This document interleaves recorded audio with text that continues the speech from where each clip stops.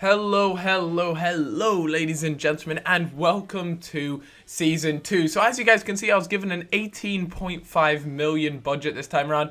Unfortunately, it's nothing like the big 50 that we were given when the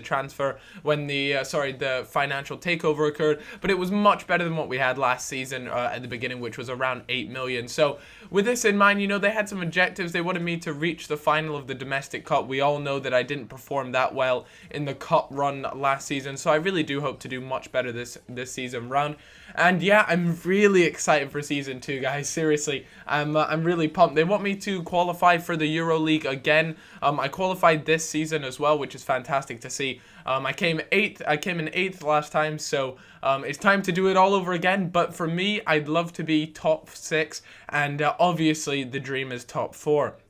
So with that in mind, I had it was transfer window time. I had business to be doing, deals to be made, and players to be bought, and even players to be sold. This January transfer window was always going to be interesting. One of the things that I really kind of forgot about and noticed is that when you're one season long, you have to remember the players who are developed or who are young and talented suddenly cost a whole lot more than they did last season. But it didn't take long till teams started to express their interest in Raheem Sterling, the 18-year-old who's actually planning, I really hope, to become a fantastic player for the side. He's got a lot of potential in him, and there was just no way I was willing to sell him. Part of me was like, ooh, do I just put a counter offer for like 10 million or something ridiculous and see if they bite? But I was just like, no one, I'm afraid I just can't do that. But there were 3 offers for Raheem Sterling, and I rejected all of them. I'm just not interested in selling him whatsoever. He's too young and has got a lot of potential, and I feel as though in a few years' time he'll be worth a lot more than what you guys are seeing right now. But unfortunately, Farland is going to have to be put on the transfer list. I'm looking to really open up some wage budget, really get the wages sorted out. And, I'm looking for some extra cash to go and buy players. For me, Farland isn't on the list of players I'm looking to purchase at the moment. And for that reason, I'm looking to sell him. He is a good player. He's solid. He's got, he's not an old player. He's very, in the middle of his career, I'd say. If anything, he's towards the younger side. Johnson as well, I decided I'd put up for a list. I decided to transfer list him because he just didn't feature in the squad. I've already got the likes of Muriel. At the moment I have Cisse, I've also got Matux, and then I smash my mic, and I do that every single time. And, I just had a lot of depth in that position outside Campbell there.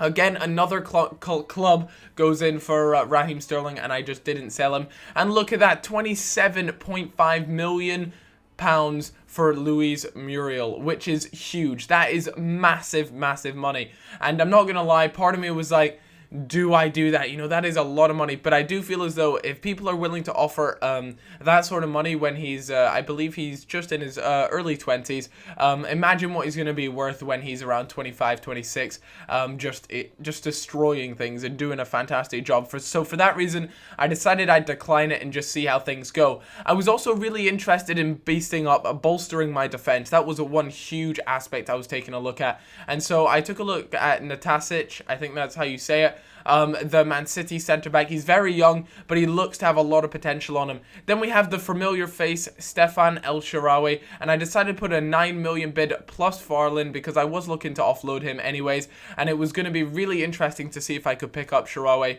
He is a fantastic player with a whole lot of potential in him. He's one of the players on this game who has the most potential, and if I could pick him up early on when he's still relatively young, it would have been fantastic. But here, as you guys can see, I was just flicking through the free agents. That's something I highly recommend you guys do because there is no signing fee. You don't have to go and pay a few million for them. They're free, but you do have to pay for their wages. So, I was just taking a look at them, browsing them. None really caught my eye. There was the top one that was worth around 1.5 million at his current age. At the moment, he was 70 rated, I think. That guy right there. But I just decided, I'll wait, see how the transfer window goes on, and if need be, I'll sign up any free agents towards the end of the transfer window. But unfortunately, my El Shaarawy bid was was unsuccessful, and they just didn't like the player. And I don't know whether that email was telling me they don't want a player, or they just weren't interested in the player I'd sent them. So I tried it again. I tried it with Ji-Sung Park to see if they'd have him at all, see if they wanted him. Park, I believe, is actually looking to retire, so you know, it was always going to be a bit of a, you know, a long shot to see if they would even accept a player who was going to be retiring soon. But anyways, I slapped a 10 million pound bid on him with the addition of Ji-Sung Park, and they were looking for around 14.5 million plus.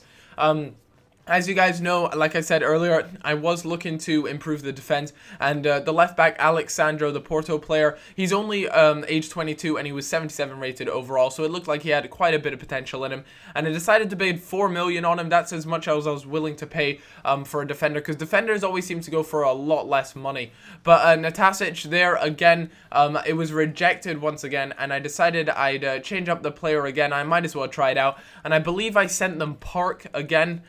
I'm not too sure. It was either Park or well, yeah, I'm pretty sure it was Park. But you know, that would have been a really interesting deal if it goes ahead. And obviously, I put that down because Park is worth quite a lot of money. But as you guys know, he is on his way out. You know, he is looking to retire. But little while later, Stefan El Shaarawy,